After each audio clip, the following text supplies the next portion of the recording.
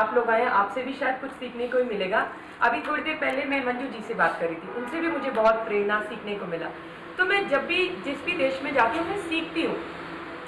मैं अमेरिका जब पहली बार गई, आप लोग को विश्वास नहीं होगा, मेरे हस्बैंड वहाँ पे उन्होंने बहुत टाइम स्पेंड किया, तो वो बहुत अमेरिकनाइज्ड है, तो पूल पार्टी।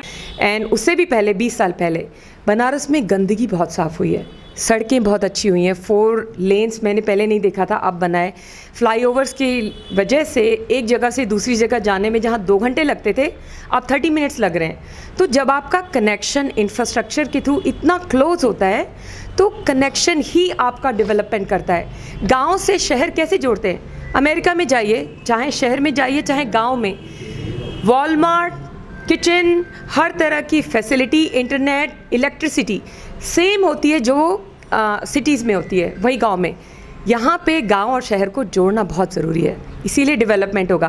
पहले हमारा 80% था फार्मिंग बेस, अब हो गया 60%, क्योंकि बहुत इंफ्रास्ट्रक्चर चेंज हुआ है। तो आई थिंक वो बदलाव मैंने इंफ्रास्ट्रक्चर में देखा, सड़कों में देखा, यहाँ की इलेक्ट्रिसिटी में, अभी इंटरनेट में। मेरी मामी, मामा या जो लोग जिनको मैंने कभी फ़ोन चलाते नहीं देखा, वो इंटरनेट यूज़ करके कनेक्शन कर रहे हैं। That's an empowerment and that's big and huge. तुम बगल में आ जाओ, इसके बाद इधर देखिए आप लोग, यहाँ आ जाओ आप। थोड़ा सा बात करते रहिए। हाँ, एक मुझे छोटी सी और बात बोलनी है जो आपको किसी को भी नहीं पता। हर एक इंसान की लाइफ में एक कोई ना कोई ज़रूर होता है जो प्रोत्साहन देता रहता है।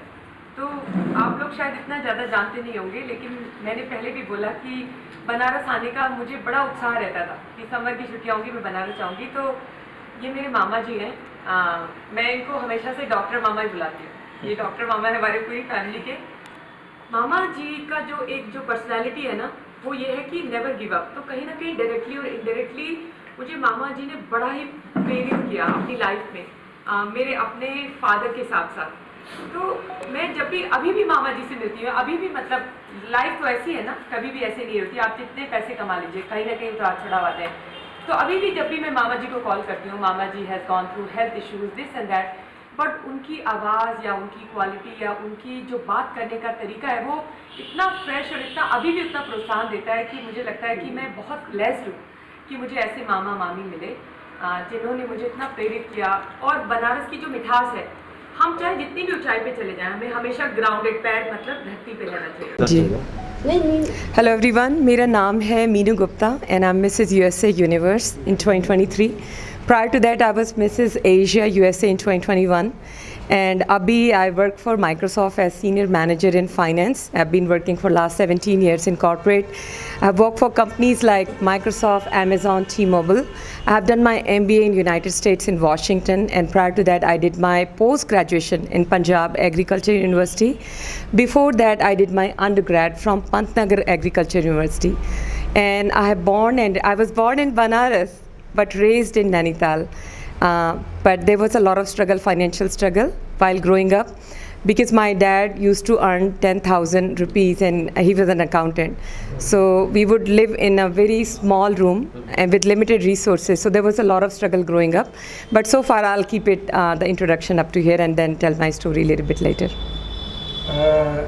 मीरू जी पढ़ाई कृषि की, जी पढ़ाई कृषि की जी, सफलता जो है जी फैशन का, आईटी, हाँ फैशन और आईटी दोनों, बिल्कुल बिल्कुल, बहुत प्यारा सवाल है ये। तो मेरा ये मानना है कि आप पढ़ाई किसी भी क्षेत्र में कर सकते हैं, चाहे वो इकोनॉमिक्स हो, फाइनेंस हो, मार्केटिंग हो या इवन MA BA। लेकिन जब आप किसी जॉब में जाते हैं और वहाँ पे अपना टैलेंट दिखाते हैं, तो आप कहीं पर भी आगे बढ़ सकते हैं। तो मेरा जो अंडरग्रेड, मतलब जिसको ग्रेजुएशन बोलते हैं इंडिया में, वो था होम साइंस, और जो मास्टर्स किया वो किया ह्यूमन डेवलपमेंट, जिसमें सोशल वर्क इन्वॉल्व था। अमेरिका जाके जो MBA किया वो किया मार्केटिंग और फाइनेंस में। और जब जॉब ली तो जॉब में भी मैंने काफ़ी मूव किया, सप्लाई चेन में काम किया, मार्केटिंग में भी, फाइनेंस में भी। उसके बाद फैशन इंडस्ट्री में कदम रखा 2021 में। तो कहने का मेरा ये मतलब है कि आज अगर आप फाइनेंस कर रहे हैं तो आप कुछ और भी कर सकते हैं। ये ज़रूरी नहीं है कि फ़ाइनेंस पढ़ रहे हैं तो आप मरते दम तक फाइनेंस ही करेंगे, या आज आप कुछ नहीं यार सिंपल लाइफ मतलब बिता रहे हैं तो आप कभी फैशन में या कहीं और नहीं जा सकते।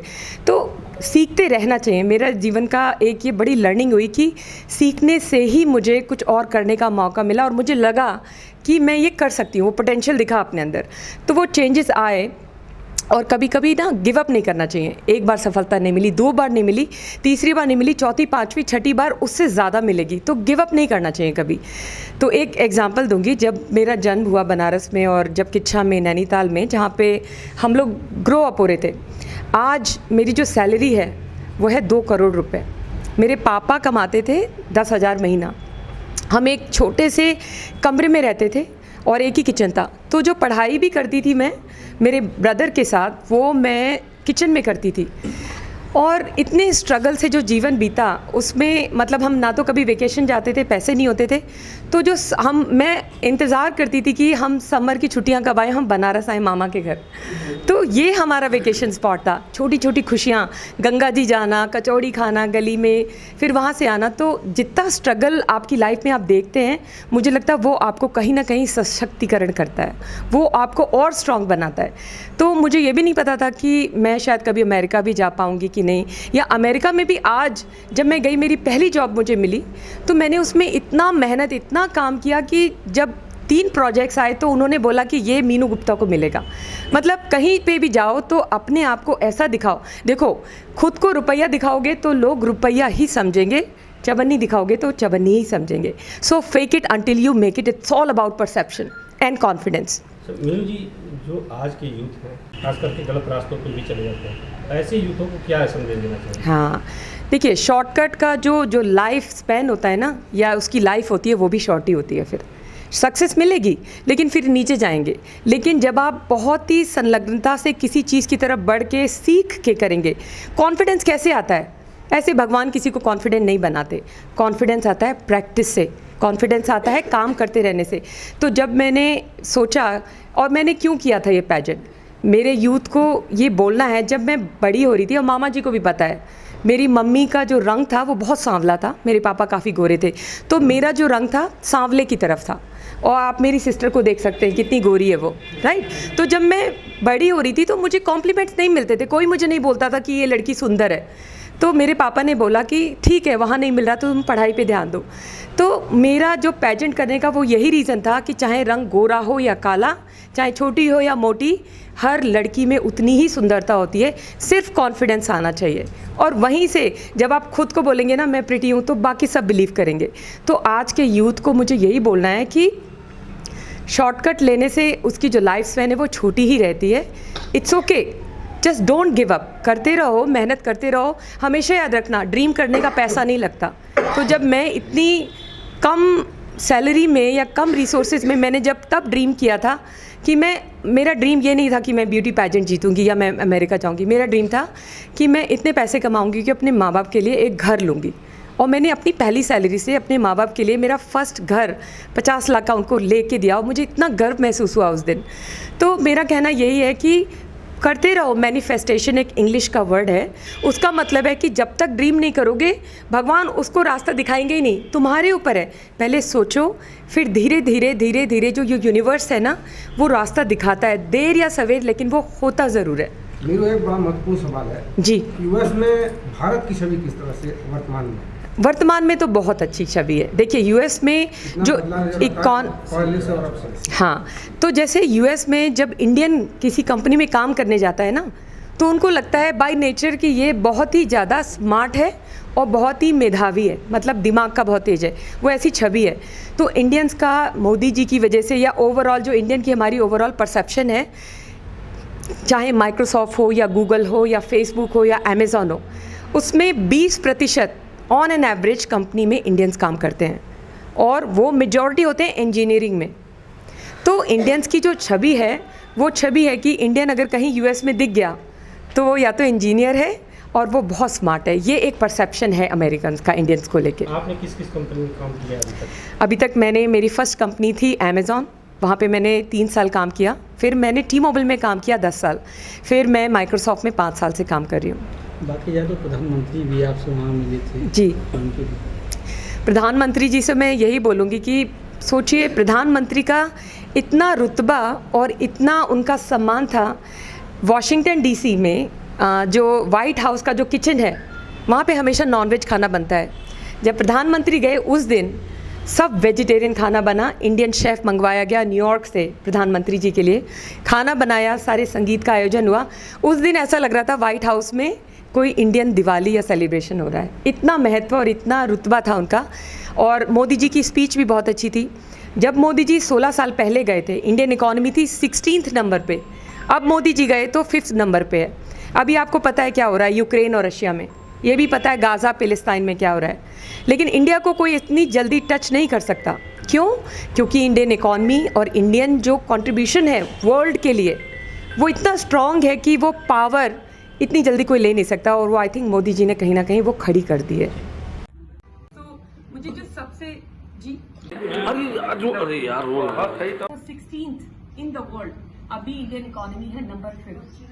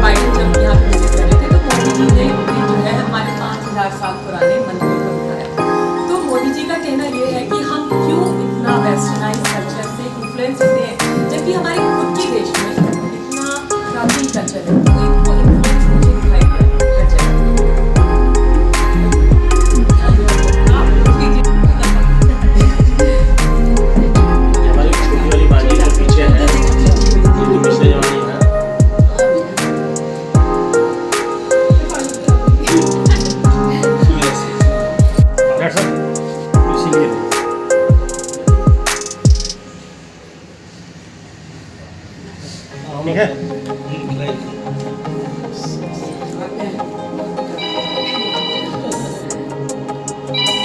आप देखिए नहीं, आप खिलाइए। आप उधर उधर देखिए।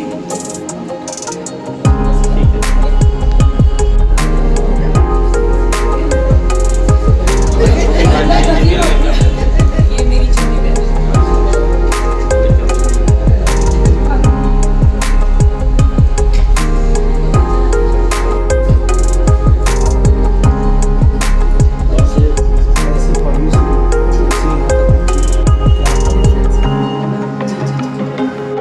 जब भी अभी भी मामा जी से